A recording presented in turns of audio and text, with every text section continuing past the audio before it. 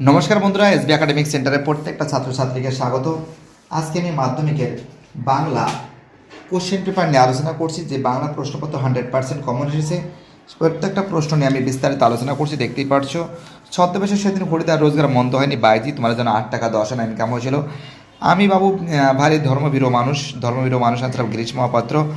অমৃতর মতো ছেলে পেলে হিসাবের বাবা কতজনকে পালন করতে পারেন? 21 জনকে। আমাদের ডান পাশে আছে অ্যান্সার হবে গিরিখাত। বলেছে প্রলয় উল্লাস কবিতার উৎসগ্রন্থে অ্যান্সার হবে অগ্নি বীণা। পরের প্রশ্ন, কুম্ভকর্ণের দেহ কোথায় ভূপিত হয়েছে? অ্যান্সার হবে সিন্ধুতে। দেখো এর অ্যান্সার হবে অলঙ্কার হবে। পরের অ্যান্সার হবে সত্যজিৎ রায়। জাস্ট আমি অ্যান্সারগুলো বলে দিচ্ছি। পরিভাষার উদ্দেশ্য হলো ভাষার সংক্ষেপ অর্থ সুনির্দিষ্ট করা। রামের চেয়ে শ্যাম ভালো, অ্যান্সার হবে অপদান কারক থেকে। ঠিক আছে, রামের থেকে মানে থেকে থেকে হইতে যদি হয় তাহলে অপদান কারক হয়, তোমরা জানো। পরের প্রশ্ন দেখো, এখানে হচ্ছে সমধাতুজ কর্তা, এর অ্যান্সার হবে নিত্য সমাস। এর অ্যান্সার হবে ব্যাপ্তি তৎপুরুষ। এর অ্যান্সার হবে যৌগিক বাক্য। ফাটাফাট করে বিয়ে সময় নেই, বুঝতে পারলে? এটা সরল বাক্য। এটা হবে কর্মবাচ্য, অ্যান্সার হবে কর্তৃবাচ্য। ঠিক আছে, দেখো এই যে প্রশ্নগুলো আছে, প্রশ্নগুলো তোমাদের আমি যতটা পারি দেখে দিচ্ছি। কি আশ্চর্য চমকে ওঠে ভবতোষ? ভবতোষ চমকে ওঠার কারণ কি? তো তোমরা জানো যে হরিদা বলেছিল যে জগদীশবাবুর কাছ থেকে টাকা আদায় করবে, কারণ জগদীশবাবু খুবই কিপটে লোক, সে কিন্তু কাউকে টাকা পয়সা দিতে চায় না। সেজন্য সে কী করেছিল, যে হরিদা কিন্তু তারা কি বহুরূপী সেজেছিল। ঠিক আছে, তিনি সন্ন্যাসী সেজেছিল। তাই এখানে গেছে জগদীশবাবুর কাছে থেকে সন্ন্যাসী, খাঁটি সন্ন্যাসী সেজে হরিদা কোনো টাকা নেয়নি, কিন্তু জগদীশবাবু তাকে টাকা দিতে চেয়েছিল, কিন্তু টাকা পয়সা সে নেয়নি। ঠিক আছে, সেই জন্য সেটা ভবতোষ দেখে চমকে উঠেছিল। অমৃতের বয়স কত ছিল? 10 বছর ছিল। এই ভীষণ মধুর শব্দ শুনিতে শুনিতে সর্বাঙ্গ অবসন্ন হইতেছে। আচ্ছা, বৃষ্টি ও নদীর শব্দ। ঠিক আছে, তোমরা জানো নদের সাথে কিন্তু এই শব্দটা শুনতে পেরেছিল। মুখ ফিরিয়া হাসি গোপন করেছিল, কারণ নিজের পোশাক পরিচ্ছদ, নিজের অলঙ্কার পরিচ্ছদ তিনি গোপন করেছিলেন এবং সেটা দেখে তিনি হাসি গোপন করেছিলেন। সারা বাড়িতে শোরগোল পড়ে গেল। তোমরা জানো যে তপনের লেখা গল্পটা সন্ধ্যাতারা পত্রিকায় যে ছাপানো হয়েছিল, সেটা সেটা কিন্তু বাড়িতে কিন্তু হট্টগোল পড়ে গেল। দণ্ডচারী মতে এক দণ্ড মানে কি 24 মিনিট। ক্ষমা করো উক্তির মধ্য দিয়ে কবি কী মনোভাব প্রকাশ করেছে? তো দেখো, ক্ষমা করো মানে কি, তিনি কিন্তু এই যে অত্যাচার করা হচ্ছে আমাদের আমাদের যে সাধারণ মানুষের উপর যে বর্বর অত্যাচার করা হয়েছিল, সেই অত্যাচারীদের হয়ে সাধারণ মানুষের কাছে কিন্তু কবি কিন্তু ক্ষমা চেয়েছেন। বলছে প্রণামীয় ধাত্রী চরণে। তো দেখো ধাত্রী পরিচয় দেখি, অ্যান্সার হবে রাবণের স্ত্রী, মেঘনাথের মা মন্দাদুরী। সমস্ত সমতলে ধরে গেল আগুন, অ্যান্সার হবে যুদ্ধ হবে।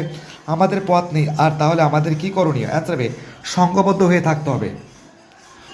অ্যান্সার কী হবে? সংঘবদ্ধ হয়ে থাকতে হবে। দেখো আমাদের পরের প্রশ্ন দেখো, তুমি সবল আমি দুর্বল, তুমি সাহসী আমি ভীরু। এখানে তুমি বলতে লেখক আসলে কাকে ইঙ্গিত করেছেন? অ্যান্সার হবে ফরাসি। এখানে কিন্তু কলমকে ইঙ্গিত করেছেন। যিনি কানে কলম গুঁজে দুনিয়া খোঁজেন তাকে কী বলে? দার্শনিক বলে। বিজ্ঞান চর্চায় এখনও নানা রকমের বাধা আছে। তোমরা জানো বিভিন্ন পরিভাষার সমস্যা আছে এবং বিজ্ঞানের দিক থেকে বিভিন্ন প্রযুক্তিবিদ্যার দরকার, বিভিন্ন গবেষণার যে জিনিসপত্রগুলো দরকার সেটা নেই, তার জন্য বিজ্ঞান চর্চার ক্ষেত্রে অনেক বাধা আছে।